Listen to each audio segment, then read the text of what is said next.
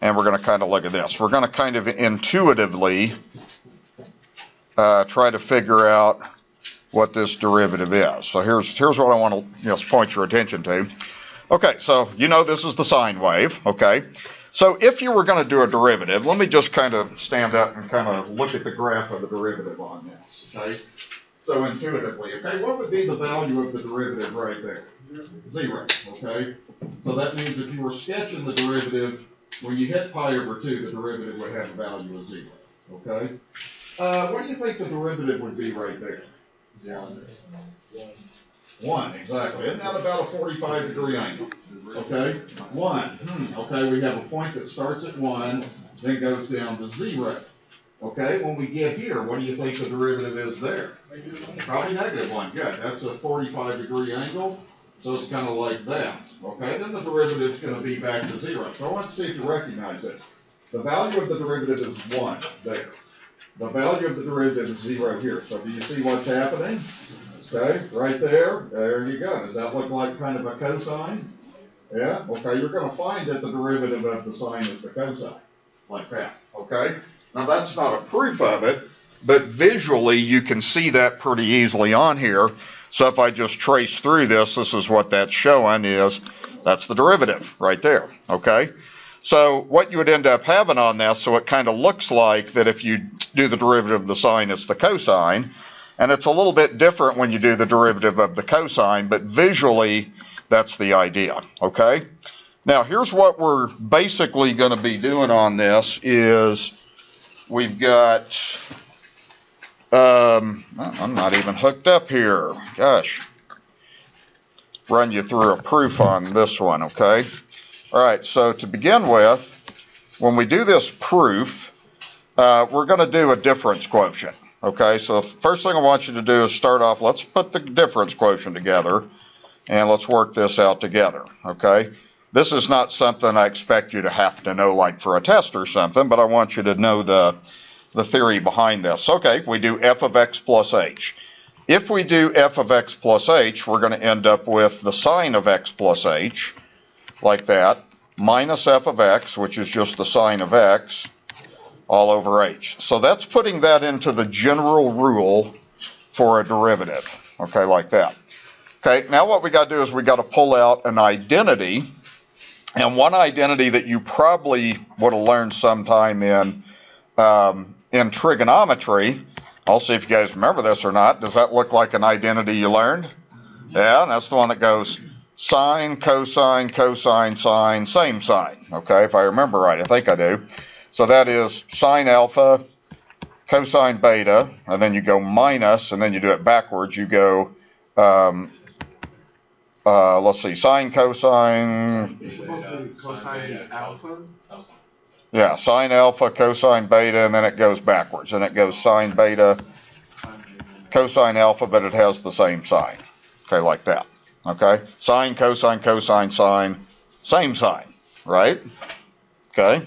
That's how that identity should go on that then. Okay, so when I put this together then, it'll kind of go like this. So if we go back to our limit here, we're going to have the limit as h goes to 0. Now I'm going to use this identity right here. We're going to put that together like this. So this goes like this. We do the sine of x times the cosine of h, and then we do the same sign, then we do it backwards. So now we do the sine of h times the cosine of x like that. Then we have minus sine x all over h like that. Okay, so that's the difference quotient.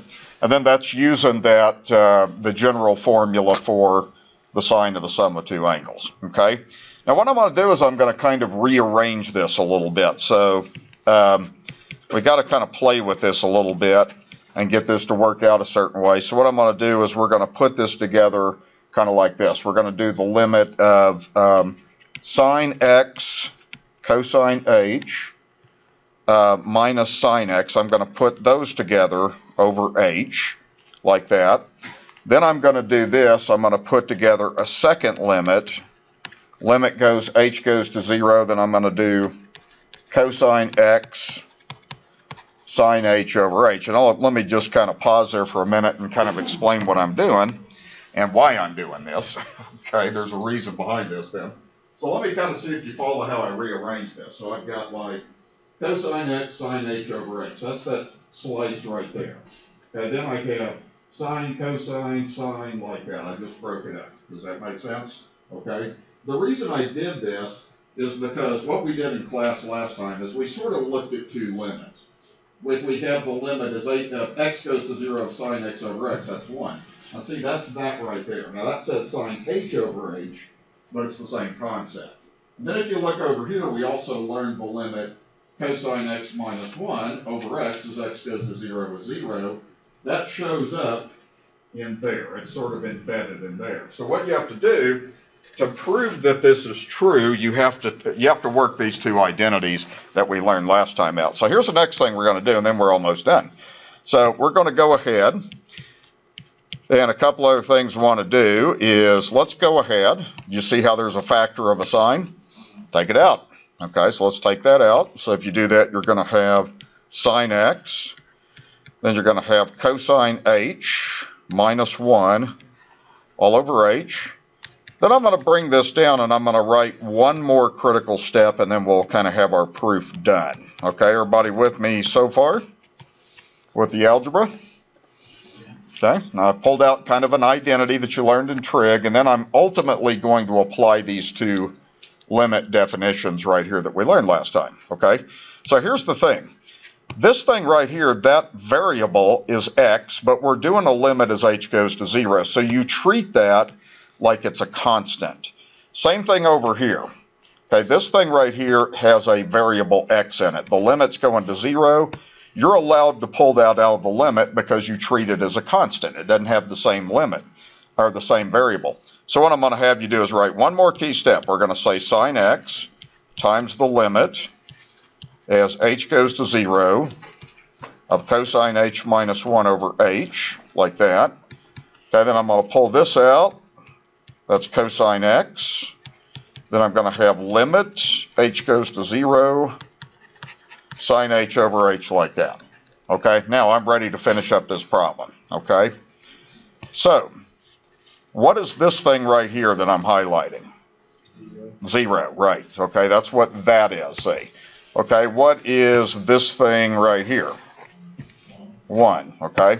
So but before you can develop the derivative of a sine and cosine, you got to know these two limits. That's what we worked on in the last class. So now let's look at what we have. We have sine x. This thing right here is 0. Okay, then we have plus cosine x. This thing right here goes to 1. So notice that crosses out, that gives 0. So we got cosine. So there's a proof right there. Okay, using limits. So that's kind of how a mathematician would have figured that out and developed that idea. It's pretty easy graphically to see that the derivative of the sine is cosine, but that's the way to prove it. Okay? So what do you get out of this? An idea of where that comes from, and you've got to know the derivative of sine is cosine. Okay? Because you'll use that all the time. Okay? Any questions about that? Okay? Now let's go to the next page, and I'm going to do the derivative of the cosine now and kind of look at this. So we'll do a proof on this one also. And this one kind of works like this. The derivative of the cosine is the negative sine. And you could look at that graphically. If you kind of work through that graphically, I think it'd probably make sense to you. So let's go ahead and let's put this together in the difference quotient. And then we'll kind of start developing all the derivatives of all 6 trig functions. So this goes like this. You would have the limit. H goes to 0. Remember, it's f of x plus h minus f of x. So you're going to have cosine of x plus h. That's what f of x plus h is. Minus cosine x all over h, like that. So that's the definition of the derivative of a cosine. All right? Now, let's see if you guys remember anything about this. So you're back in trig. Did you learn this identity? Yeah, that's the one I always teach. That goes cosine, cosine, sine, sine, different sine. Okay, like that. So let's write that down. You don't have to write it down. I just want you to refer to this.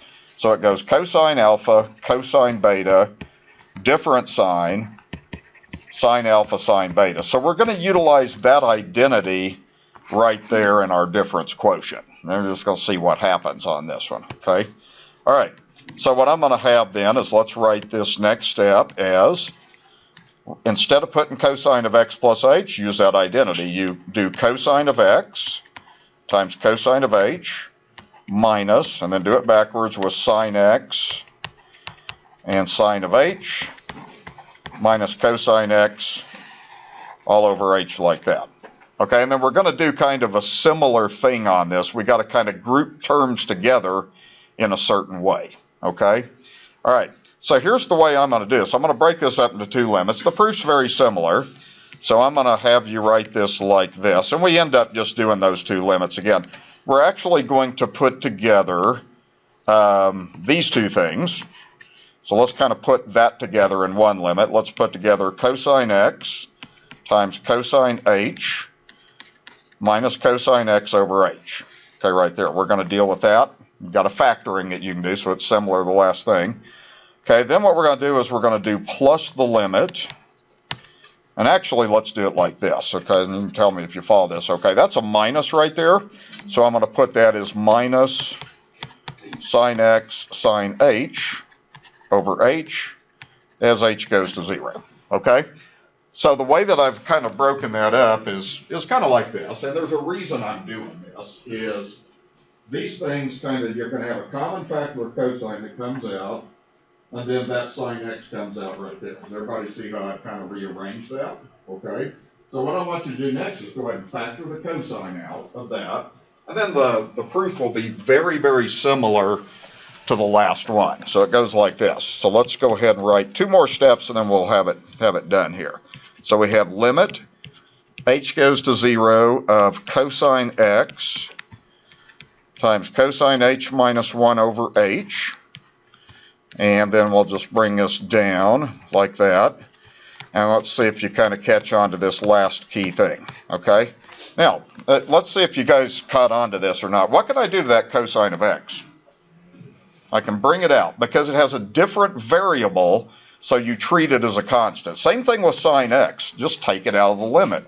And then you're going to end up with those two limits that we kind of learned in the last class. So you just bring out the cosine, so you'll have cosine x times the limit as h goes to 0 of cosine h minus 1 over h, which we know that limit.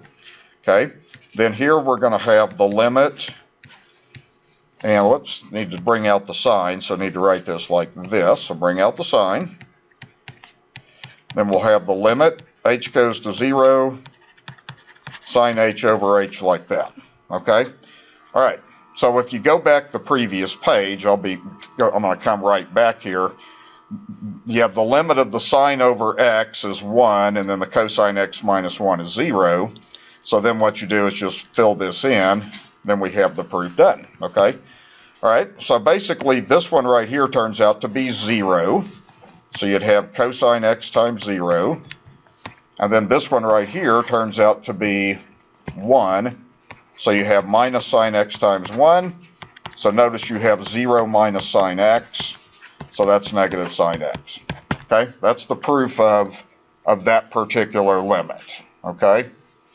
All right, what do you guys think of that? Do you kind of follow what I'm doing there? Okay, there's a little trig in there, and it's those two basic ideas of limits. Okay, that's an idea, and at this level of class, you need to start seeing how things are derived and where they come from. You'll see that more and more as you get in higher level of your study.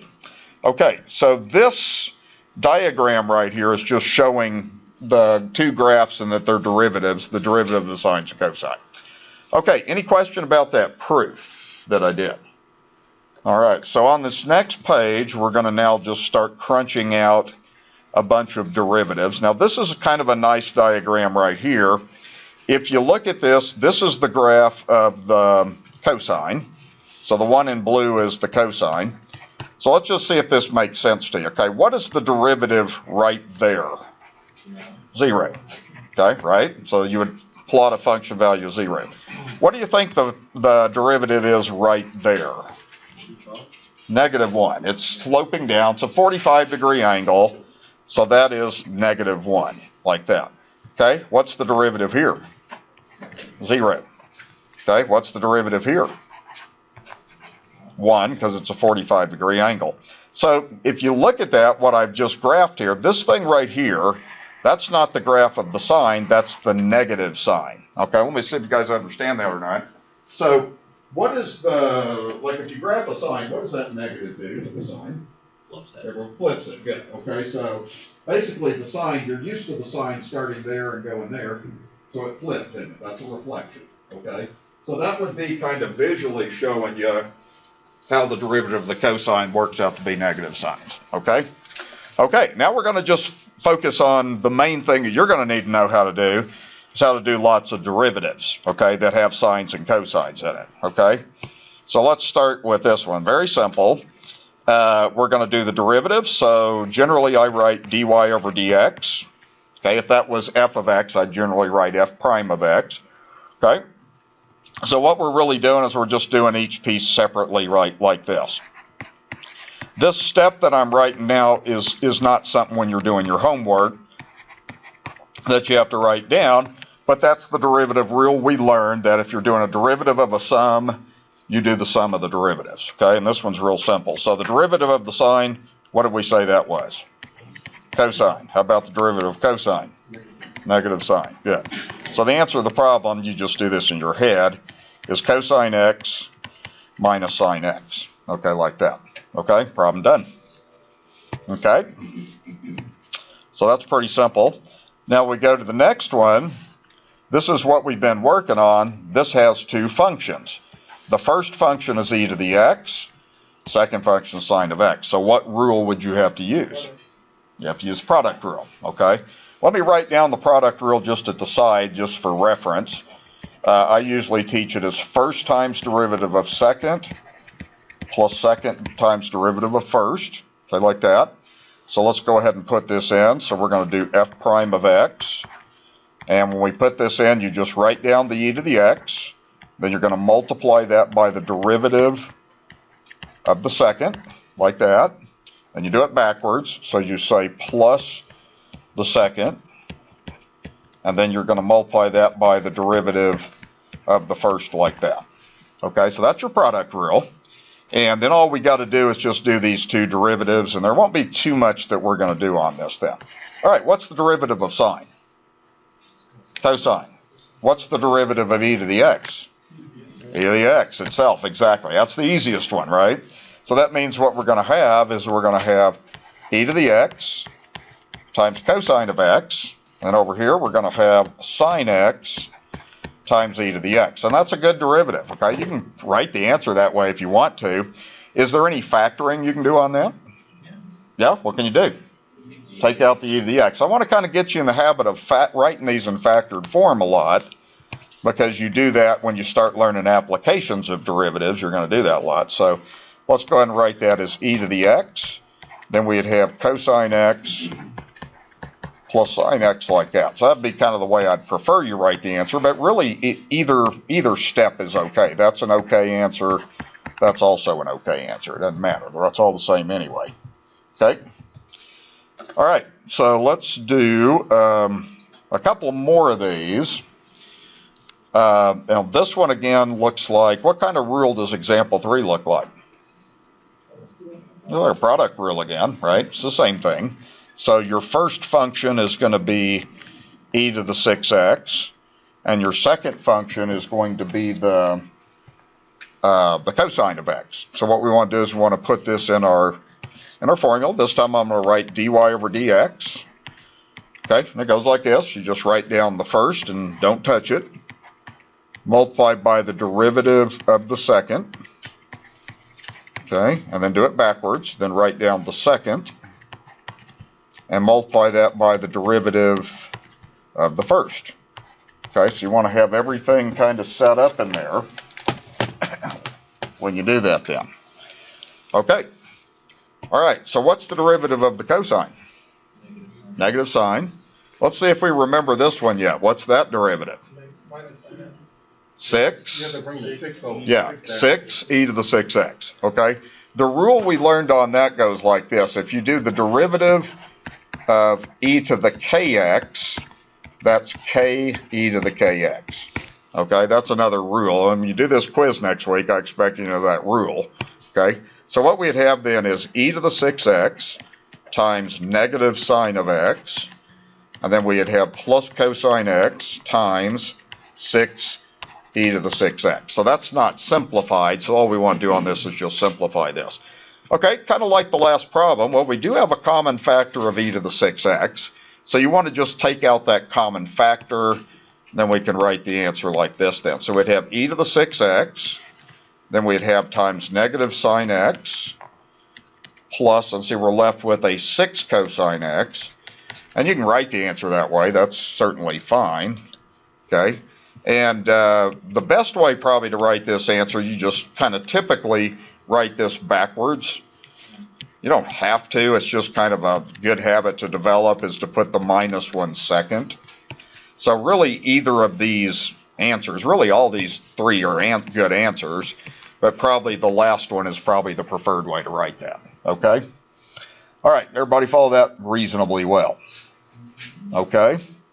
All right, so you're going to start using the product rule and the quotient rule quite a bit extensively when you're doing all kinds of derivatives. Now, this problem right here, at this stage in the class, we really only have one way we could do this. Later on, when we learn what's called the chain rule, we'll learn how to do it that way, and that's the way you'll start doing it. So any idea about how I could do the derivative of sine squared x? There you go. You got to write it out twice, okay? If you got something squared, you got to write that out twice. So let's just write that as sine x times sine x. And then again, that's going to be the first. And the second's also going to be the sine x. So now you got to do a product rule, okay? So let's go ahead and put this in the product rule and see where this leads us to. A lot of times with trig functions, you got to pull out identities you learned in a trig class too. So, okay, what you do is you write down the first, then you're going to multiply by the derivative of the second. Okay, then plus, then you do it backwards. If you do it backwards, you're going to be doing the same thing anyway. So now you do the second, which is sine x, and then you multiply that by derivative of first. So I got first times derivative of second, plus second times derivative of first. Everybody follow that okay? Okay. All right. Now what did we learn the derivative of the sine was? That's negative cosine. Be sure you're careful about that negative. Okay, so this is sine x. Then this is going to be times negative cosine x. And then you get the same thing over here. You get sine x times negative cosine x like that. Okay? Now, we can simplify this. Those are like terms, aren't they? What? Yeah. I thought it was just positive cosine. It's cosine. Oh, no, cosine. Why in the world am I putting a negative? That's really a bad, stupid mistake by me. Derivative of cosine is negative sine. Derivative of sine is cosine. Okay, like that. Be careful, okay? One of the things I'm going to teach you, if the trig function starts with c, it's going to have a negative answer when you do the derivative, okay? All right, now those are like terms, aren't they? So what would you get? You'd get two of those, right? So you would have 2 sine x, cosine x like that. Okay, now that is one way to write the answer. Now I'm curious if anybody would know another way to write the answer. This goes back to your trig background. No. You learned an identity. Isn't that an identity? That's an identity. Sine A plus B. No. This, I'm just curious if you remember. It's easy to forget these things. What was the sine of 2x? You learned this identity in trig, right? Okay, do you remember that identity? Yeah, okay, it's the double angle identity for sine. The sine of 2x is 2 sine x cosine x, okay? So you would be best off to go ahead and write this answer as sine of 2x. Really, either answer is okay. One of the things you got to learn how to do when you're doing derivatives of trig functions is get your identities back to work, okay? And you'll do that quite a bit, so either thing's okay. You just need to be aware of those things when they show up, okay? All right? All right, is everybody okay with what I'm doing so far? See? Okay. What does that mean? I know that much Spanish. Okay. All right. Now, what we want to do on this, I'm going to let you do probably just these two problems. I want you guys to go ahead and do these two problems for a few minutes. Then Okay, well, just keep with it. I'm going to go ahead and start kind of going through the steps. If you're in the middle of it, just keep going. So I'm going to go ahead and get this first one in the product rule here. So I've got first times derivative of second plus second times derivative of first. Now, it's just when you're doing your homework and stuff, you can bypass that and just do, if you can do the derivatives in your head, you can just go immediately to the next step if you want to. It's a good idea to get things set up, though. So this is going to be x squared. The derivative of the sine is the cosine. So we're going to have cosine x there. And then this is going to be sine of x, and then the derivative of x squared is 2x. So that's the non-simplified derivative. Now, what did you factor out of that? Just an x, okay? Just take an x out of that. If you didn't do that, you want to go ahead and just take an x out. Then that's going to leave you x cosine x, because x times x is x squared, and then plus 2 sine x like that. So that'd be the factored answer that I'd prefer that you have on that. Okay, yes? You want to remove the x from the cosine or sine? The only thing you can take out on this is the one with the lowest exponent. Okay? Now remember, when you're doing common factors of exponents, you take the one with the lowest out. So you just take the x out. Okay? Okay, has everybody got that okay? How come that's not 2 sine x squared? The sine x is 2x. Okay, well look at the when you multiply this out, what you have. Okay, what you would have is 2 times x, and then sine x. Right? It's not sine x squared or anything, it's just 2 times x is 2x, like we have there, then you have a sine x. Okay? Anytime you factor something, multiply it out in your head carefully and make sure it's right. Okay? I think some of you may have taken your factor out of that one wrong, it sounds like. So be careful about that, you're going to do a lot of factoring. Okay, this one you're going to write just as cosine x times cosine x. Then when you do the product rule, and you should have set this up like this, you do the first times the derivative of the second, and you do it backwards, then you do the second, and then times the derivative of the first like that. So that's the setup. Okay, what you're going to end up having on this one is cosine x. The derivative of the cosine, we said that's negative sine. So that's going to become negative sine x there. And this is going to be the same here, of course. That's cosine x times negative sine x. Now, those are like terms, right? Okay, they're exactly the same, so you have negative 2 of those. This time you have a negative 2. Then I'm going to write that as sine x cosine x. You're just doing negative 1 plus negative 1. Now, what we learned is this thing, in trig you learned that the sine of 2 cosine x, 2 sine x cosine x is sine 2x. So what's the answer? Negative sine of 2x, right. Okay, it's almost the same as the sine squared derivative, so that's just going to be negative sine of 2x. That's the answer I was looking for. Okay? Okay? Everybody follow that okay? Okay, those aren't too bad. The product rule's not too bad. When you get into the quotient rule, like we're going to do on the next 2 problems, it's a little bit heavier.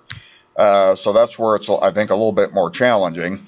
So I'm going to do these 2 examples. I'm going to have you maybe try one quotient rule. So let me just, for reference, write down the quotient rule here. So when you're doing the derivative of the quotient rule is when you're doing the derivative of a fraction. And this goes like this: bottom times derivative of top minus top times derivative of bottom over the bottom squared like that. Okay, you want to make sure you have that rule memorized for your quiz next week, and you're going to use that for the rest of your calculus career. It shows up all the time. Okay, so let's go ahead and get example 1 set up. I have to take up a little bit more room on example 2. So I may have to kind of move that to the side. So let's go ahead and get example 1 set up. Okay, first of all, get it in the quotient rule. You're going to do the bottom, which is 1 plus sine x. Then you're going to multiply that by the derivative of the top, 1 minus sine x. Then the quotient rule has a minus sign in it, so you do minus the top, and then you multiply that by the derivative of the bottom. Okay, like that, and then it's one big fraction, so it's all over the bottom squared, like that. So that's your setup like that, okay? So bottom times derivative of top minus top times derivative of bottom over bottom squared. Everybody got that? Okay. Now what we got to do is we got to do this derivative and that derivative. And then once we do that, we're done with the calculus. Then we just try to see if there's any algebraic simplification we can do on this problem. Sometimes there is. So next step, I'm going to have 1 plus sine x. Okay. Now let's look at this derivative right here carefully. If you're doing the derivative of 1 minus sine x, you just learned to do this in your head. What's the derivative of 1? 0. Now that's a minus, so bring it down. What's the derivative of the sine? Cosine. So it's a minus cosine x. You got to be real careful with negatives and stuff, so that's minus cosine x. Okay? Then we go on to the next thing. We have minus 1 minus sine x. Okay, now let's just at the side of the paper, you do this in your head. What's the derivative of 1 plus sine x? That's cosine x, right? Okay, you know that that's 0, and you know we now learned that that's cosine of x. So that derivative becomes cosine x, and then what we're looking at on this is that's all over the bottom squared. Okay, now what you typically do when you're dealing with a quotient rule, you hardly ever multiply the denominator out. You like that to stay in a factored form. So what I'm going to look at is you got a couple of choices. You could multiply the cosine. You could do two distributive properties if you want to. Now what I try to get students to do on this is try to do your factoring when you do that. So you could also factor out a cosine if you wanted to, or you can multiply. It isn't going to make any difference when you do that. Okay, let's go ahead and let's factor a cosine out. In fact, what I'm going to do is I'm going to factor a negative cosine out. Okay, it's also kind of helpful to go ahead and take that negative out. Okay, so when I do that, I'm going to have negative cosine x, then I'm going to have a big bracket, and I'm going to just leave the 1 plus sine x squared like that. Okay. Now watch this real carefully. See what you do when you factor, because you'll do this on the quotient rule all the time, is just kind of block this off in your mind. If you take out that cosine, what's left there? 1 plus sine x, right? And then when you do this, if you're taking a negative cosine out, that's going to change that sign to a plus, and then that's going to be left over. So what you're going to have, if you just block that off in your mind, is you're going to have that plus that.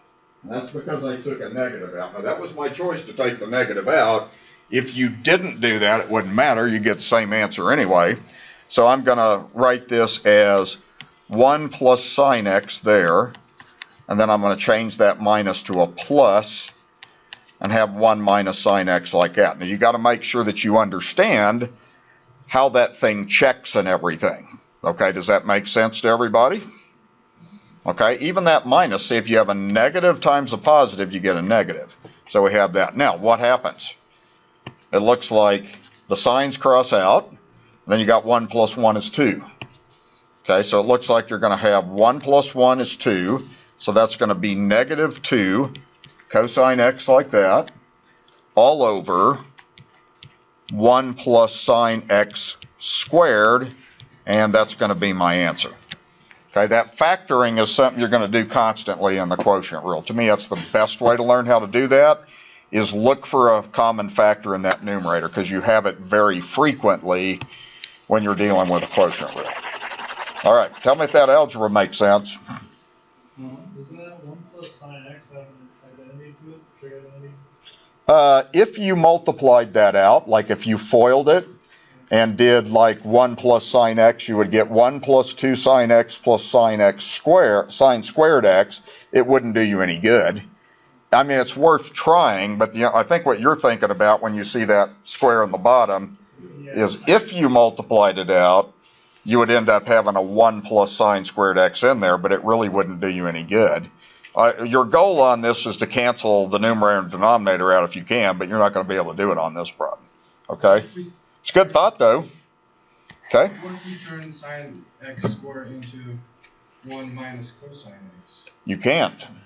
We'll cancel out 1. Okay, because I think what you're confused about here, see, is if you were to multiply this out, so the only thing you can do, you don't really have an identity for 1 plus sine x, right? You can't do anything with that. If you multiplied this out, you would get this. If you FOILed that out, you would have that. Okay?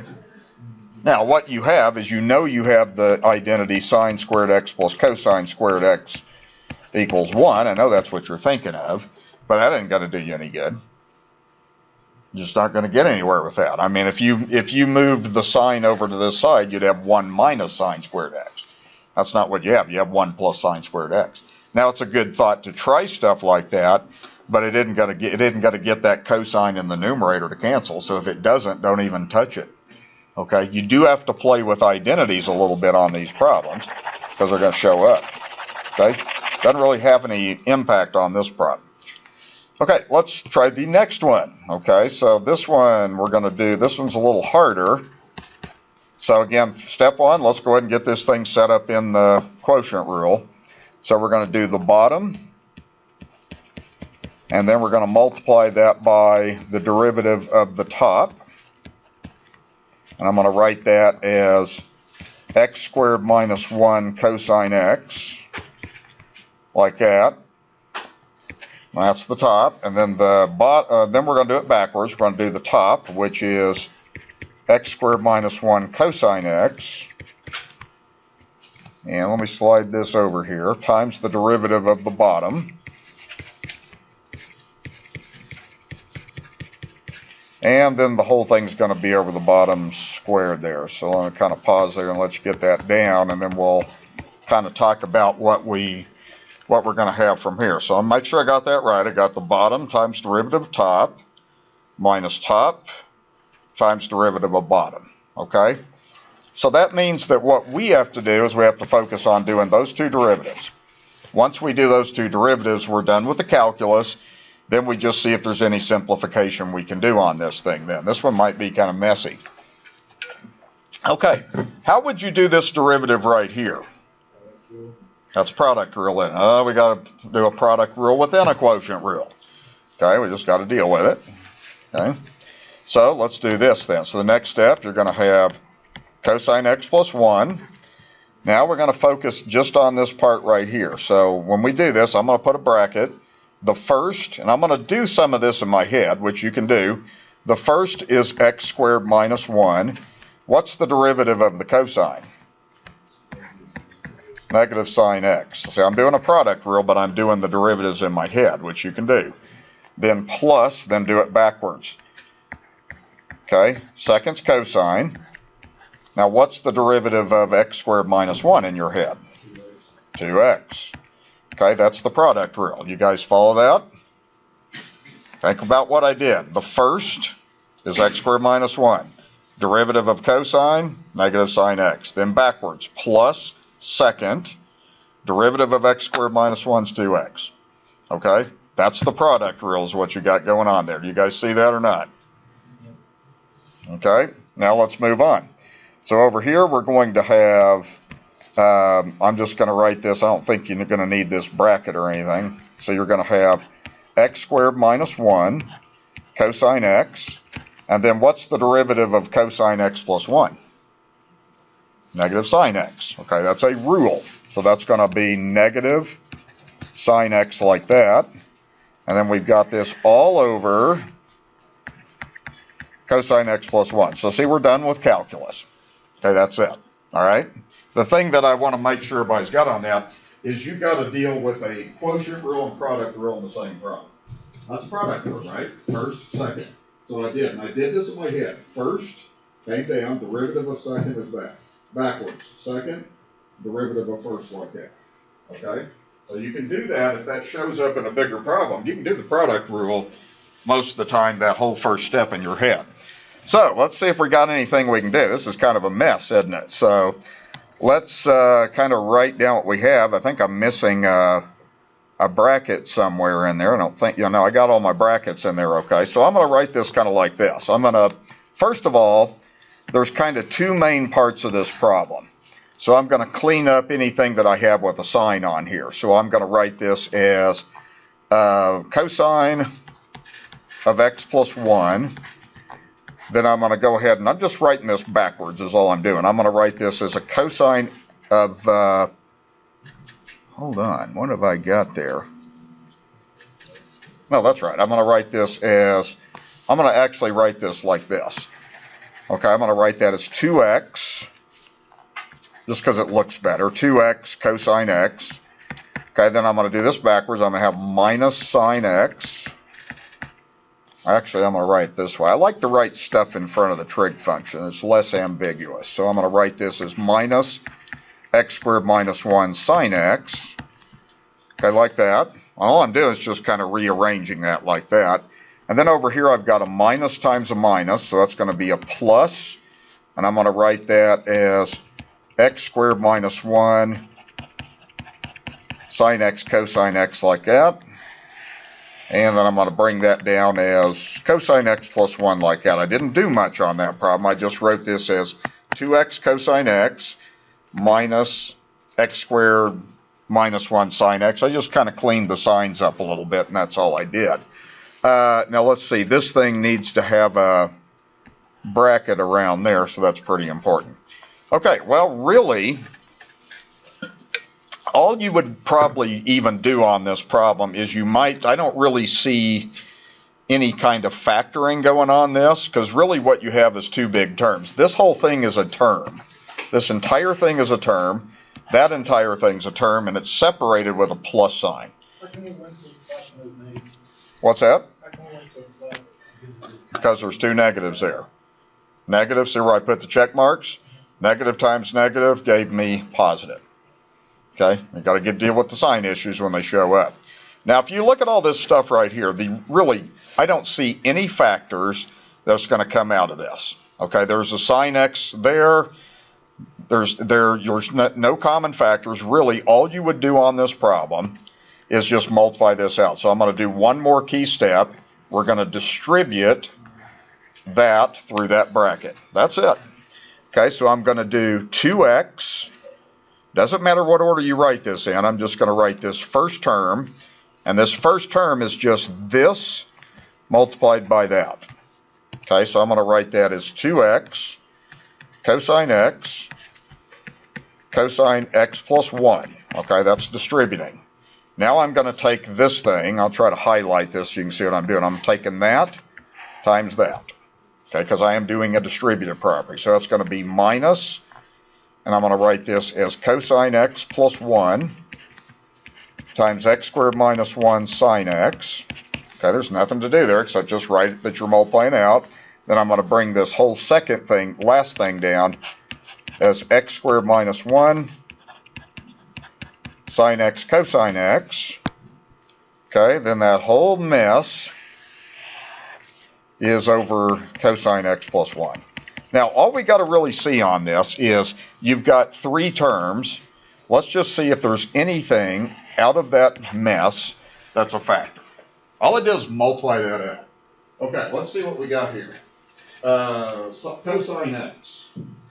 You can't take a cosine x because that doesn't have a cosine x in it.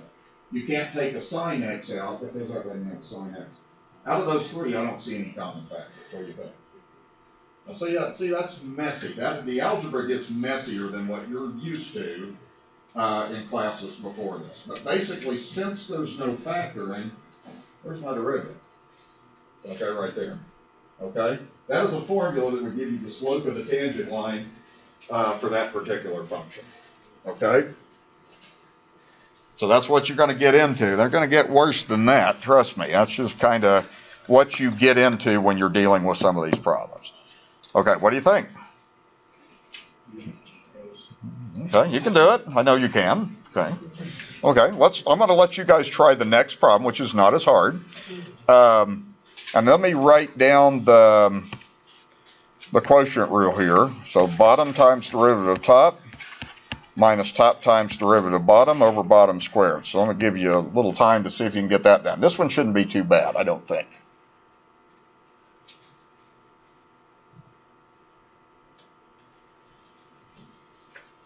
And I want to at least get everybody to the point, you know, in class where you can get this down to the calculus step.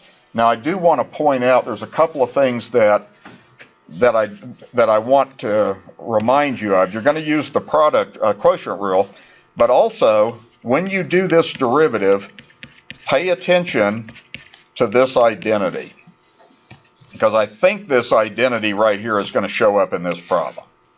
Okay, so I'll give you a few minutes to kind of start working through that and see what you get. Okay, I'm going to write down the answer I got. Okay, and I'll just give you a little time to work through that and see what you get.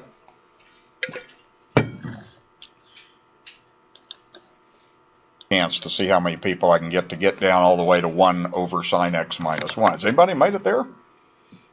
Let's keep going. Let's keep going. I'm going to write down the first 2 steps so you can kind of check if you're at least on the right track with the first couple of steps.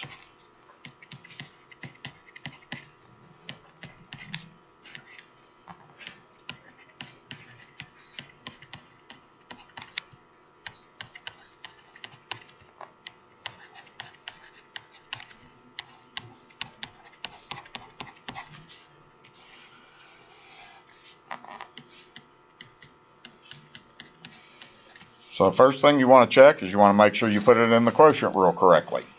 And then let's do this next step and let's see if we at least got the calculus done. Okay, so we got that. All right, so on this second step, I'm going to have sine x minus 1. What's the derivative of the cosine? Negative sine x, okay. Then we got minus cosine x. Okay, what's the derivative of sine x minus 1? Cosine x minus 0, right? Okay, because the derivative of the sine's cosine, then we have that. Okay, that is your derivative, but it's not simplified. So tell me if you've at least got that. Okay, we at least got that. Okay, all right. Now, what's going to happen on this is when you do this next step, you want to really do 2 things. Okay, what I'm going to go ahead and do on this is I'm going to do a distributive property here. So I got a cosine there. I don't really have any common factors. So let's go ahead and let's do that. Okay, a sine times a sine is a negative sine squared x, right? Okay, then we're going to do this. We're going to do a negative 1 times a negative sine is a plus sine x. Then we have a minus cosine squared x all over sine x minus 1 squared like that. So I did distributive property, okay? You see what's going on this now? Maybe? Okay, that's algebra. And what I suspect that some of you are going to have trouble with is algebra. Okay, whenever you see a sine squared, cosine squared showing up, that ought to be what you think of. But those have got negatives in front of them. So you got to be careful about how you handle this situation right here. So let's do this like this. Let's write this as, I'm going to put these 2 terms together right here, and I'm going to factor a negative out. And the first thing I'm going to do is I'm going to write down the sine of x. Okay, now what I'm going to do is I'm going to do this. Okay, I'm going to put these 2 terms together inside of a parenthesis.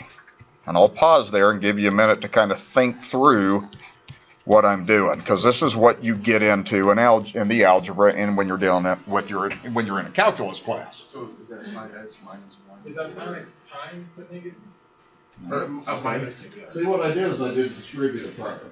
Sine times sine is sine squared, right? And it's a negative, and then I did negative sine times negative 1 plus sine x. So I got 3 terms. I brought the sine down, then I put those together. Now look how I did the negative. Okay, when I do that, that's the same, isn't it? You have a negative sine x, and you have a negative cosine x. Because are we multiplying the sine x times the It's not negative? multiplying. It's not multiplying. There are 3 terms. All I'm doing is bringing that down, and then I'm putting those 2 things together, but I'm writing it that way. I'm not changing the problem. Look at this. You have a sine x minus sine squared x minus cosine. Okay? Now what is this thing right here? Negative 1. Just one. Yeah, Minus 1. Right. Okay. minus 1. That's the thing. You Okay. just said that, so you said that. So you got to adjust those signs and everything carefully. So see, this whole thing right here is going to become 1. You know that's 1. So what you're going to have now is you're going to have sine x minus 1 over sine x minus 1 squared. However, sine x minus 1 squared can be written that way, right? Then what happens? Yeah, one of them cancels out. So that cancels out. That does leave you a 1 in the top. So what you would end up having on that is you would have the simplified derivative is 1 over sine x minus 1. And you got to get it down all the way to the end there. You have to. You got to learn how to do stuff like that. Most of what you might have trouble with on that problem is algebra. Okay, that's mostly what's going on. So what I did is I did like a distributive property, and all I did from this step to this step is I regrouped stuff. When you see sine squared and cosine squared in a problem, that makes you think of this identity. Okay, you guys get the gist of what's going on? Okay, you got to do algebra. You got to be solid with the algebra. You'll get better as time goes on too, because you'll be doing this a ton. Okay, now let's go ahead and let's do a couple of other things. So the next thing I want to do is develop the derivatives of the tangent, cotangent, secant, and cosecant. Now here's the rules, and we're going to develop the rules on this. So far what you know is the derivative of the sine is the cosine, the derivative of cosine is the negative sine. Well, if you know those two pieces of information, then you can derive the other ones. Now you'll get them memorized, but it's also important to know how to derive them. So if you're in higher math and you need, for some reason, to figure out the other ones, they're actually very easy to figure out. So what I'm going to do first of all is we're going to do a derivation that the derivative of the tangent is the secant squared, okay? And trig identities, one of the reasons you learn trig identities is because you need them, and you need them a lot in calculus. So let's start this way. Let's just write down derivative of tangent of x. Okay, now I'm going to ask you a question. What identity did you learn in trig with a tangent that has a sine and cosine in it? Sine over cosine. Okay, remember that? You learned the identity that tangent of x equals sine x over cosine of x. Everybody learned that, right? Okay, so let's replace that with the derivative of sine x over cosine x. So that's what we're going to do. And the reason we do that is because we know the derivative of the sine and cosine. All right, how do you differentiate sine over cosine? What rule? Quotient rule. That's a quotient rule, right? Okay, because it's a quotient. So when we put this together, we're going to have this. We're going to do the quotient rule. So we're going to do the bottom multiplied by the derivative of the top. I'm going to do it backwards with the minus sign. Now you do minus the top, and then you multiply by the derivative of the bottom. And that's one big fraction, so it's all over the bottom squared. And if you square the cosine, you just get cosine squared like that. Okay, so that's the quotient rule. And we're probably going to have to do something with identities on this. So what's the derivative of the sine? Cosine. What's the derivative of cosine? Negative sine. Okay, so we got that. Now we're going to put that in and then just kind of see where this leads us. So that's going to give me cosine x times cosine x. And then you got to be careful with this. This is going to be minus sine x times negative sine x all over cosine squared x, like that. Okay? Does that look good to everybody so far? Well, let's write one more thing. This is cosine times cosine is cosine squared x. This is two negatives, so that's going to be plus sine squared x all over cosine squared x, like that. Now what? Yeah, the numerator is 1, isn't it, right? You got the identity. You know that the sine squared plus cosine squared is 1, so we have that. Okay? Now, what did you learn in trig about 1 over cosine? That's a secant, right? That's an identity, right? You learned that 1 over cosine secant, so that means that this is secant squared x. So I told you that's what the derivative of the tangent is. That's how you derive it. Okay? Now see, you had to know several identities in this problem. You had to know that identity, you have to know that identity, and you got to know that identity that's 1. Okay? So the fundamental trig identities show up extensively when you're working with derivatives. Okay? Do you guys follow that? Tell me. I don't know. Okay, C. Okay, that's good. All right. Okay, let's do this next one. The next one's very similar. So we're going to do the derivative of the cotangent of x, and we're going to try to show that that's equal to negative cosecant x. Okay? So what we're going to do is we're going to do an identity. What's an identity you learned for cotangent? Cosine over sine, right? Okay, so you learned the identity that the cotangent of x is cosine x over sine x. If you've forgotten your identities, you need to spend some time reviewing those things, okay, because they're going to show up a bunch from here on out. Okay, so we're going to go ahead and do this one pretty much exactly the same way. You're going to use a quotient rule. So when we do that, we're going to have the bottom sine of x times the derivative of the top. And we're going to do minus, just do it backwards. Now do the top times the derivative of the bottom. And then we're going to all go over the sine, the bottom squared, so that's sine squared x like that. Okay? All right. Now be careful with your sines and stuff. So what's the derivative of the cosine? Negative sine x. What's the derivative of the sine? Cosine x. Okay, so we got that. Okay, so let's see what we got. Okay, so it looks like we're going to have sine x times negative sine x. And then we're going to have minus cosine x times cosine x. Watch your negatives real carefully. All over sine squared x like that. Okay, does that look okay?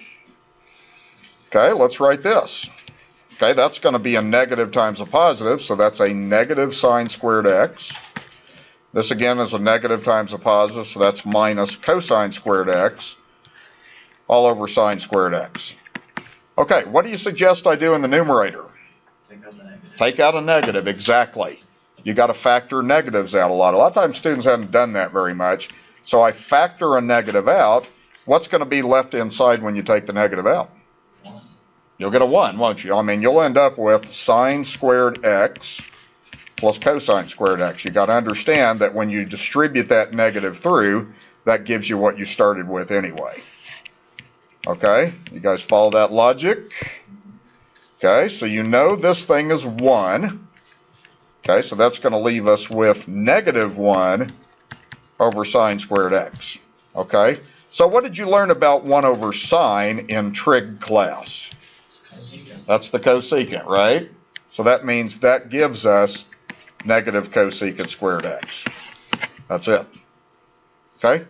See, that's how you derive those. You don't use the difference quotient. You already know what the sine and cosine's derivative are, so you do that, and you use identities. That's the idea. Okay? All right, let's do a couple of more of these, and then we'll take a break. I want to go ahead and get through these derivations. So let's do now the secant, and then let's do the cosecant. Okay, so the derivative of the secant turns out to be the secant tangent. So we're going to see if we can figure out how to do this one. So we got derivative of secant x. So let me see if you can think of an identity that might be helpful. Remember, all we know is the derivative of sine and cosine. So what do you think? 1 over cosine. Right, okay. We know that the secant is 1 over cosine. So what we're really going to do is we're going to differentiate 1 over cosine. And that, what kind of rule do you have to use? You have to use a quotient rule, right? Okay. So we need to go ahead and put that in a quotient rule. So when we do that, we're going to have the bottom times the derivative of the top, which is kind of nice. Then minus the top times the derivative of the bottom. And then the bottom squared is going to be cosine squared x like that. So I've got quotient rule, bottom, derivative of top, minus top, derivative of bottom like that. Okay, so we got to do these two derivatives. I think I didn't write that second one out there right either, so let me fix that. Okay, so we're going to multiply by derivative of bottom. Okay, there we go. Okay. All right, so what's the derivative of 1? 0. What's the derivative of cosine? Negative sine x. Okay, so let's see where this leads us then. It looks like you're going to have cosine x times 0, which is just going to go to 0. Then you're going to have minus 1 times negative sine x all over cosine squared x like that. Okay, so at this stage, you know that's going to cancel. So it looks like what you're left with is you have a negative times a negative. So that's a sine x over a cosine squared x. And you remember in trig, one of the reasons that you learned how to verify identities is to help you for calculus. That's one of the main reasons. So what I'm going to do with this is you got to know a couple of identities to get this, to close this thing off. So what I'm going to have you do is just write this as sine x, and then write the bottom as cosine x like that. Okay, you guys with me on this? Okay, tell me what sine x over cosine x is. That's tangent x, isn't it? Okay. All right, tell me what 1 over cosine is. Secant x. That's what you were supposed to get, is the secant x tangent x. That's how it goes. See, it's identities is what you're doing. So once you get down to sine x cosine squared x, then you can break that up and to get a tangent and a secant. Does that make sense? Tell me. Okay, we're using all those fundamental identities. Now I'm going to let you guys see if you can do the next one here, then we'll take a break. So I'm going to start you off with this one and let you take it from there. So really, what do you need to do with a cosecant probably? 1 over sine. Okay, take it from there and see. You know you're going to try to get out of this. You want to derive and see if you don't get a negative cosecant x cotangent out of this. The proof's very similar.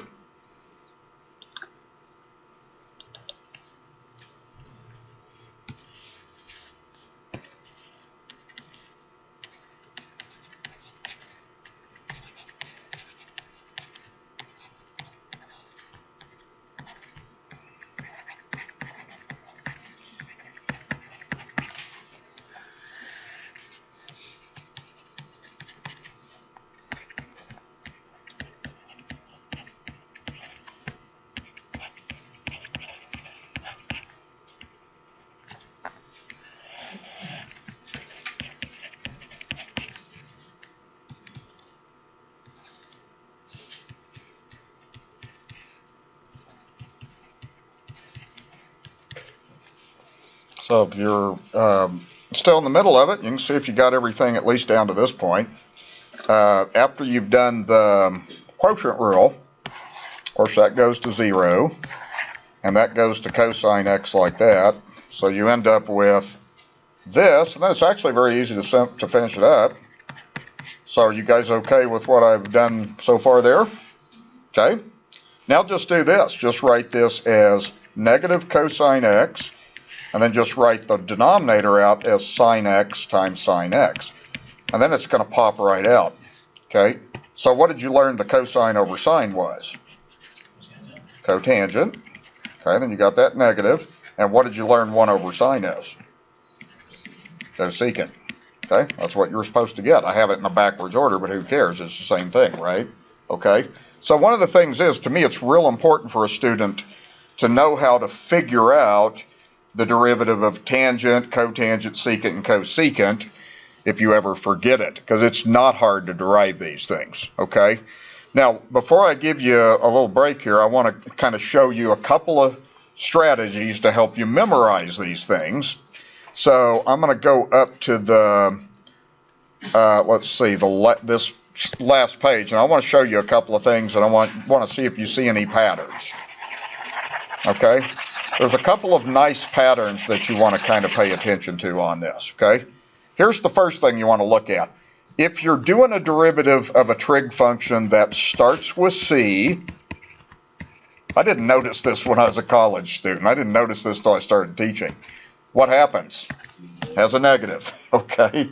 All right, so that's kind of a nice thing to know, all right? The other thing that's kind of nice, do you guys remember in trig what cofunctions are? It's easy to remember that. Sine, cosine. Secant, cosecant. Tangent, cotangent. So see, these things are cofunctions. The derivative of sine is the cofunction. Derivative of cosine is its cofunction. And then it goes like this, okay? The derivative of tangent is secant squared. What's the derivative of a secant? A cosecant. So see how the tangent and cotangent are cofunctions. Tan, cotangent. Look at the derivative. Secant, cosecant. Okay, same thing happens on this. Derivative of a secant is a secant tangent. Well, what's the relationship between secant and cosecant? They are cofunctions. What's the relationship between tan and cotangent? They are cofunctions. You guys see what I'm saying? Even if you don't remember what the concept of a cofunction is, it's built into the way we name the trig functions. Okay? That's one way. Starts with C, it's negative, and then you can kind of see the pattern. So if you can at least memorize these, then the rest of them are pretty easy to remember. Okay, does that help any? Okay. All right, let's go ahead and do how you can remember this then. Okay, so I said if you're doing a derivative of a trig function that starts with C, I said it's a negative answer. That's easy to remember. Okay, well, what's the cofunction of the cosine?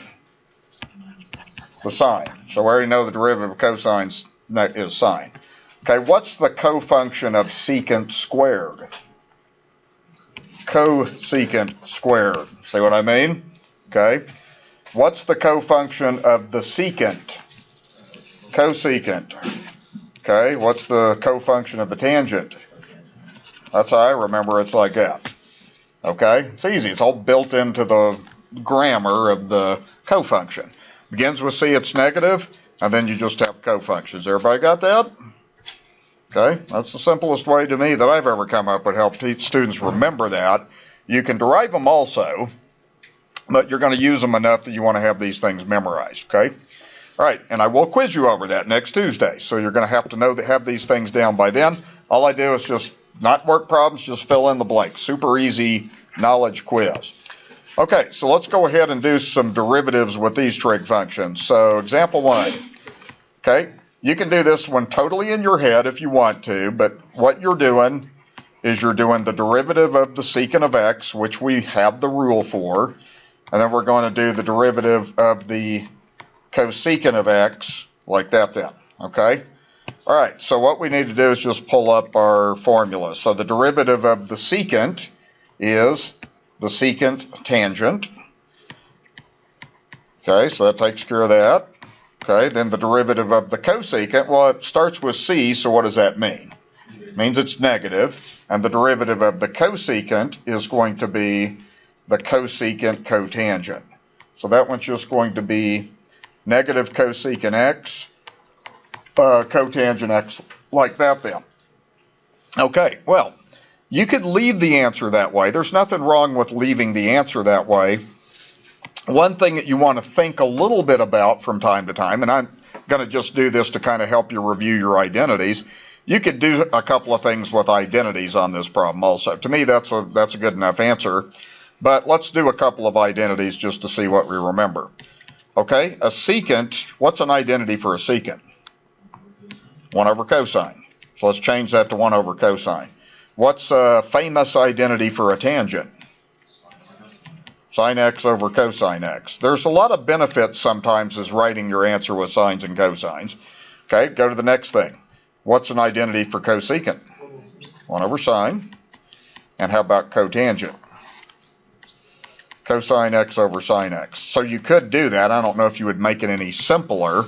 Probably not, but you could play with this a little bit. So then if you did this, you would have sine x over cosine squared x minus, and then this would be cosine x over sine squared x. Now you could get a common denominator. To me, I'm making it more complicated by doing this. So to me, you could write the answer that way. There's not a thing wrong with writing the answer that way, but I want to remind you that there's times when you want to play with identities and see if you can simplify it. About all that you could probably do on this is you could get a common denominator and play with it a little bit there and see if it would simplify it. I don't think it will much though. So what I want to kind of do is just stop at that point and then just remind you that you can play with identities, okay? Okay, let's see the next one. What kind of rule do you use on the next one? Product rule, right? There's two functions there. Your first function is this. Your second function is that. Okay, so we're just going to play with the product rule on this one basically. So let's go ahead and get that put in and see what we can do on this. So the first is e to the 5x. We've learned how to differentiate that. Then we're going to do the derivative of the second, cosecant x. Then we're going to do this backwards. So what we're going to have here is we're going to have cosecant of x. Then we're going to multiply that by the derivative of the second like that. Okay? All right. So when we do that then, what we're going to have is we're going to do this derivative, and we're going to do that derivative, then we'll just see what kind of simplification we have. Okay, here's the way I remember this. So this begins with c, so what does that tell you? It's a negative answer, and the derivative of a cosecant, that's that formula, that is negative cosecant x, cotangent x, so that's what that is. Then bring down the cosecant. Okay, what's the derivative of e to the 5x? You want to get that down so you just do it immediately. 5e to the 5x. It's itself, but then you got the 5. Okay, so that one is going to be times 5 e to the 5x like that. Okay, now what I'm going to do with this is I'm just going to see if there's any basic simplifications that I can do on this then. Okay, everybody with me on that? Okay. Okay, let's clean it up, see if there's any factoring. You can probably do a little factoring. I'm going to just write this step. I'm going to put those things together, and I'm going to write that as negative e to the 5x, cosecant x, cotangent x. Okay, then I'm going to put those together, and I'm going to write that as plus 5e to the 5x, cosecant x. A good habit to develop is if you have trig functions or logarithms, put stuff in front of those, okay, so that you're not confused. Okay, does this have a common factor in it? Yeah, it's got two things. It's got an e to the 5x. What else? It's got a cosecant. Okay, so let's go ahead and take factors out. Develop the habit of taking out factors. Okay, now I'm going to take a negative out. You don't have to, but it's not a bad idea to take the negative out. Okay, that's kind of optional. So I'm going to take negative e to the 5x cosecant of x out. And I'm just going to fill that parenthesis in like that. Sometimes students have trouble with this in this class. Okay, basically what has to go there? Cotangent. Okay, remember, anytime you factor something, multiply out in your head and make sure it's right. Okay, what's going to happen to this sign? Negative. Minus. I took a negative out, so a negative times a negative is a positive. And then what's going to go here? Okay, we got looks like we just need a 5, right? That's it. Okay, so you got everything. You have e to the 5x, you have a cosecant, you just need the 5. So the final answer I'm just going to write as, you don't have to write this again, it's just negative e to the 5x, cosecant x, cotangent x minus 5. Okay, when we get a little bit later in the semester, you're going to need to factor stuff out because we start doing applications with derivatives where you have to start figuring out what we call critical points and stuff like that. Okay, how's that look? Algebra look okay? Factoring look okay? Okay, that's going to be a big deal as you get your factoring down. All right. Okay, this last page, we're going to finish up with just a few more derivatives. I'm going to do a couple more and let you do a few of these just for a little practice in class. And we're going to get into 3-6. So let me do these two.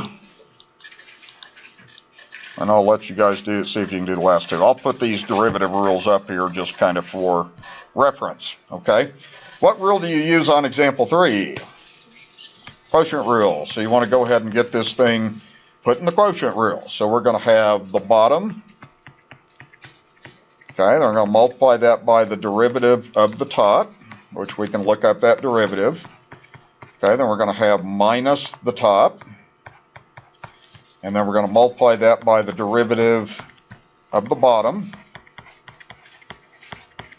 And then one big fraction bar, and it's all over the bottom square. Okay, so just get your quotient rule set up.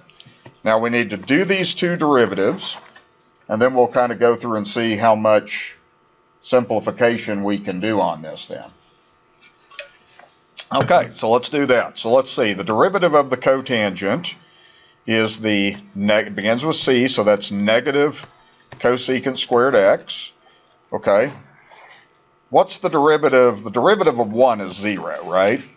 The derivative of the tangent, if you look that up, is secant squared x. Okay, so what I'm going to do now is I'm going to write this down. What we have left, we have a 1 plus tangent x. Then I have times negative cosecant squared x. Then I have minus cotangent x. Then I have times secant squared x. And then all over the bottom squared like that. Okay, that's kind of an unsimplified derivative. With this thing, let's see if we can kind of clean this up. I think all I would probably do on this to start with, I don't really see any common factors on this. I think one thing students don't see very well on these more complex problems is that numerator has two terms.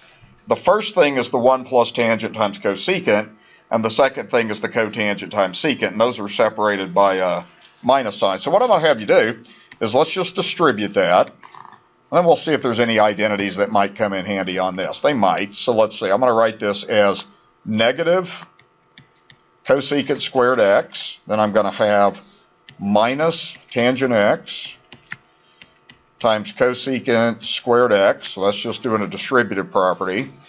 Then I'm going to just write this as minus cotangent x times secant squared x all over the bottom squared. That may be a good answer right there. I'll just look at that a minute and let's see if there's anything that we might be able to try. So if you look at these three terms, is there any common factors in the numerator? No? Okay. If there's no common factors, then the only thing that you'd probably think to do is you might be able to play with some identities and see if anything's simpler or not. I don't know that anything would turn out to be any simpler. You could try it, okay? I mean, you could just play with simple identities. You could write things in terms of sines and cosines. I don't really see anything that probably would do much on there. If the tangent would turn into sine of x over cosine of x, and then cosecant squared of x would be... That's one thing I was thinking about. 1 over sine squared of x, so you would actually end up canceling out the... Okay, let's try that then. So you're saying let's do tangent, let's do sine over cosine. Cosecant, you're saying do 1 over sine squared? Yeah. Okay, let's try that and let's see what happens. Okay, let's see if there is any cancellation. Okay, I'm going to leave... Same thing with cotangent and secant. Yeah, I think that might cancel something out. Let's leave the cosecant the way it is, and let's write the tangent as sine x over cosine x. And then let's write the cosecant as 1 over sine squared x. And then let's write the cotangent as cosine x over sine x. And then let's write this as the secant as 1 over cosine squared x. Like that. And then let's bring that down like that. It's always good to try to play with identities just a little bit and see where it leads you. Okay? So again, what I've done is I've changed the tangent to sine over cosine, cosecant to 1 over sine squared, cotangent to cosine over sine, and so forth like that. Everybody with me on that?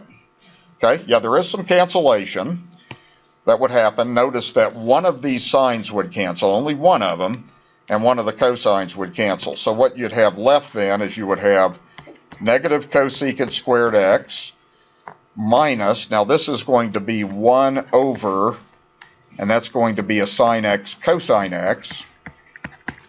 And then over here, that's going to be 1 over sine x cosine x. I thought those might cancel, but they don't.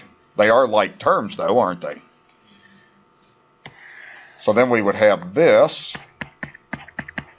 And in a sense, since you got those complex fractions, it's almost like you're making them more complicated. So I don't know if this is going to do us any good, okay? You could put these like terms together. You could also do this. You could do negative cosecant squared x. You could change this to cosecant x, secant x, and you could change that right there also to cosecant x, secant x, like that. Okay, I guess that might make it a little simpler. And then you can take a cosecant out. And then you could take a cosecant out. I wonder if that would do any good. Okay, let's just keep rolling with it and see what happens. Okay. It's going nowhere. You think it's going nowhere? Okay. It's still the same thing. And it may be. I don't know. It's worth trying though. So let's take out, actually these are like terms. So let's write this as negative cosecant squared x minus cosecant x secant x. Like that. Okay, and that should be a 2, shouldn't it? Okay, so we got that. Well, let's take the cosecant out and see if anything happens. So if we take I'm going to take a negative cosecant out. I'm going to take that negative out. So I have negative cosecant x times cosecant x. And that would be plus secant x, like that. Like that. Am I getting anywhere? Not really. Okay. So one of the things you kind of can get into here a little bit, I do kind of like this answer better than this answer though. So if you stopped at this point right here, really about the only thing that you might be able to do is you do have an identity for, you could multiply out the bottom and see if that works anything with the Pythagorean identity for a tangent squared. I don't think it does much on that. So you can generally play with identities and see if it gets you to any simplification. Sometimes it does, sometimes it doesn't. It just sort of depends on the situation, is what I see. Okay. All right. You guys follow what I'm doing? Identities. If you don't remember your identities, that's something that you need to make sure that you have down, because you're going to use it a lot. Now I'm going to do this example 4. And we'll finish up with these last 2 here. Okay, this one might have some identities in it. So this example 4, we're going to do the derivative of cosecant squared x minus 1. Okay, like that. Now one thing that you can do on this one is there's a couple of identities that I want to write down, and you don't have to write these down, but I do want to remind you of these 3 identities because you're going to use them a lot. Okay, you've got, this is the standard one. The other one that you have is you have 1 plus cotangent squared x is equal to cosecant squared x. You also have tangent squared x plus 1 is equal to secant squared x. Those are 3 Pythagorean identities you learned in trig.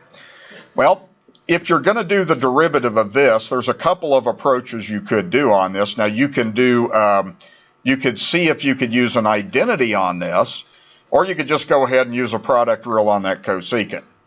Now this is what I'm going to suggest. If you look at this, the cosecant is equal to 1 plus cotangent.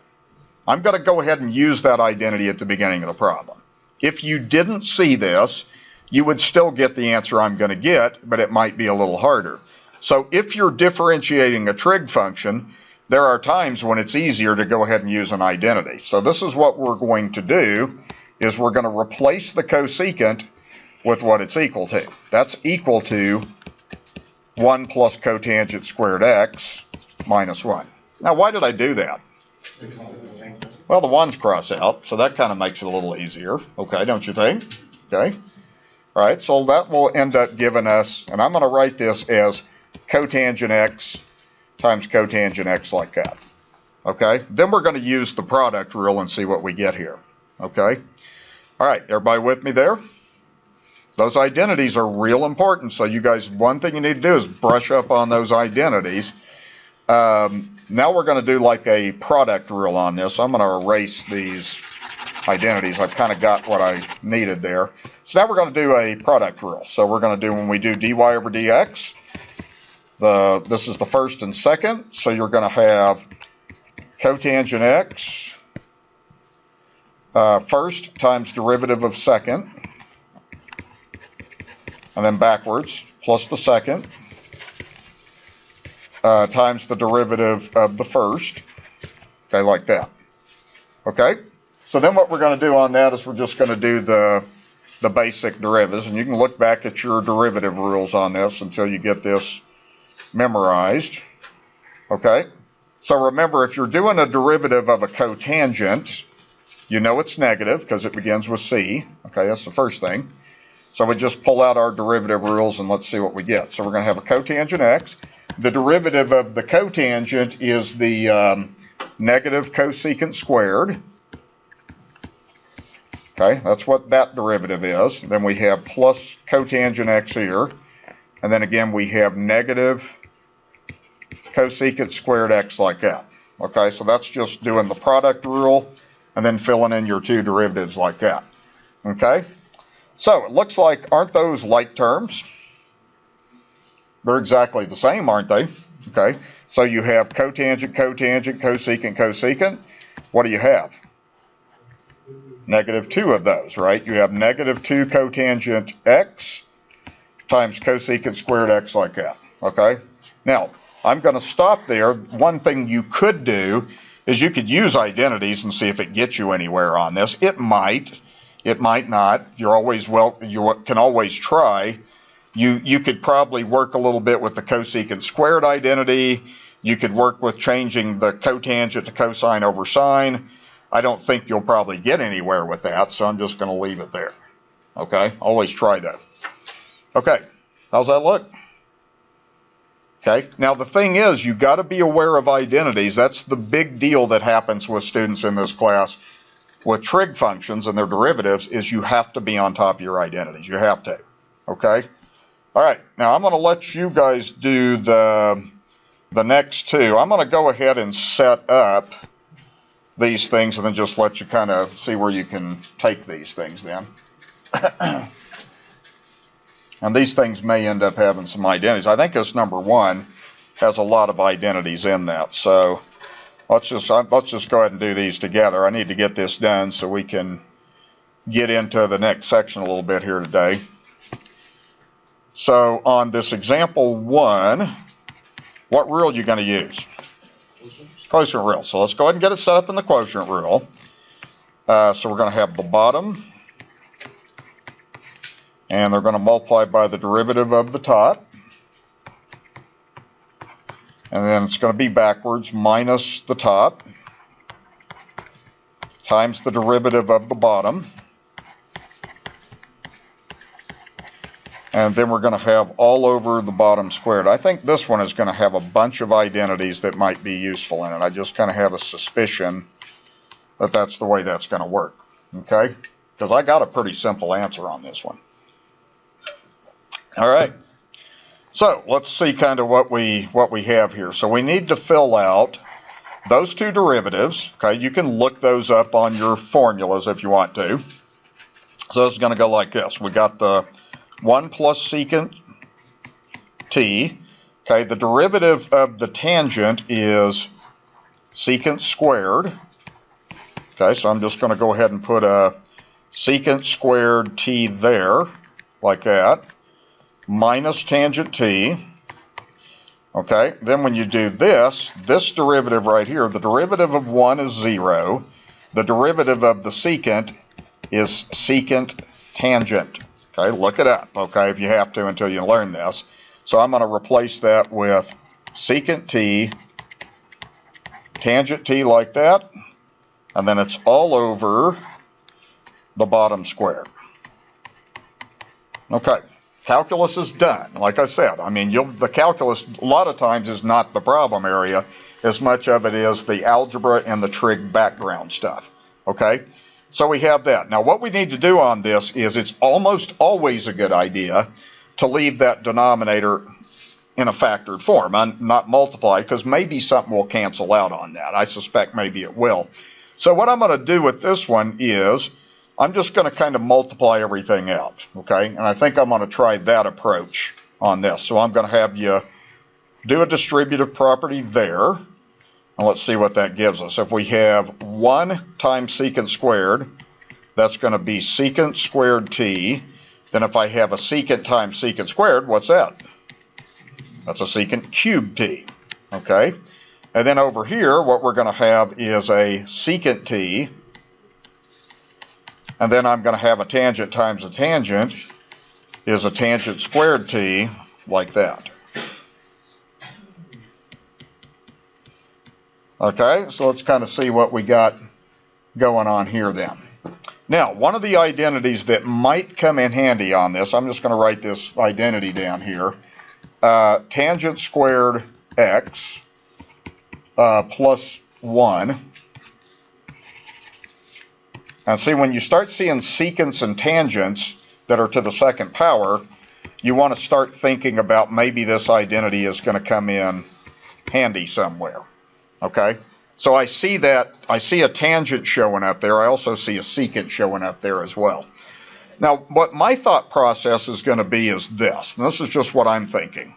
When you look at this particular identity like here, see, this has a secant in the bottom. What we could do is let's try to replace this with what it's equal to in that identity. Let's just see where it takes us, because we're going to have a bunch of factoring. I already see a bunch of factors that I have in that numerator.